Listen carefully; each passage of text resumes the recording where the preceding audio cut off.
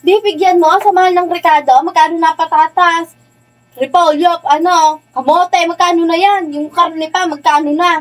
Bimimigay mo lang. Oh, walang kusa. Ay, bigyan ng mangkok. Dapat yung mga ganyan, binibigyan mo, agad. Ito, walang kwentang kaibigan dito. Ayaw bigyan ng ulam eh. Hindi, hihintayin ko na lang. Di pa naman yata luto eh. Ilang bote ba? Hindi ka, pampatulog lang sana eh. Pampatulog Ito, lang. yaya ng Hindi, yaya. Eh, dito na lang kayo mag-inom sa loob. Dito na lang. Ako nabibilang, nabala sa pulutan. Mukhang masarap ang ulam nila Majid ah. Na, hindi pa maluto yan. Oh, Jid! Ay, boy! Ba, mukhang masarap ang niluluto ni Ina ang ulam ah. Ayo. Ang bango ah. Yan ang nga ba sinasabi ko eh.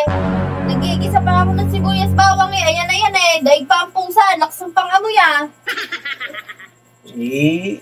Bakit ba, boy? Eh, naamoy ko sa labas yun eh. Mukhang masarap ang niluluto ni Ina eh. Hihingi nga sana ako ulam eh. Hindi na ulam. Oo, wala lang kasing Halika nga. Ipatay mo muna yan. wala lang kasing mabilhan. Gabi na kasi. Mabilhan ng anak? Ulam. Mabilhan. Nangihingi ng ulam. Pwedeng pagbigyan natin kahit kaunti lang. Aba, Majid. Bibigyan mo sa mahal ng Ricardo. Magkano na patatas? Repolyo, kamote, magkano na yan? Yung karne pa, magkano na? Bimimigay mo lang. Hindi naman sa pamimigay. Yung lang, yung karampot lang ba? Pang-ulam. Majid, sa panahon ngayon, kailangan mong magtipid. Huwag kang bigay ng bigay. Baka nagugutom eh, boy. Nakapagli ba kayo nakapagluto?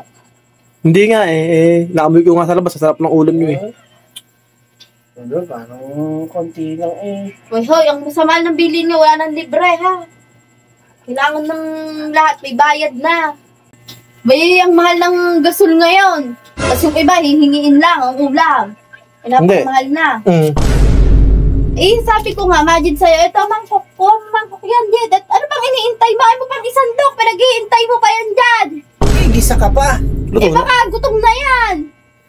Paupuin mo, baka nanganganay. Ito, walang pusa. Ay, bigyan ng mangkok. Dapat yung mga ganyan, binibigyan mo, agad. Ito, walang kwentang kaibigan dito. Ayaw bigyan ng ulam eh. Hindi, hihintayin ko na lang. Di pa naman yata luto eh. Bira ka. Nagigisa pa nga lang eh. Yun nga. Bigyan mo, gusto mo bigyan mo na. Mantika ibibigay mo. Hindi na, hihintayin ko na lang namin. Hintayin nyo na lang ito.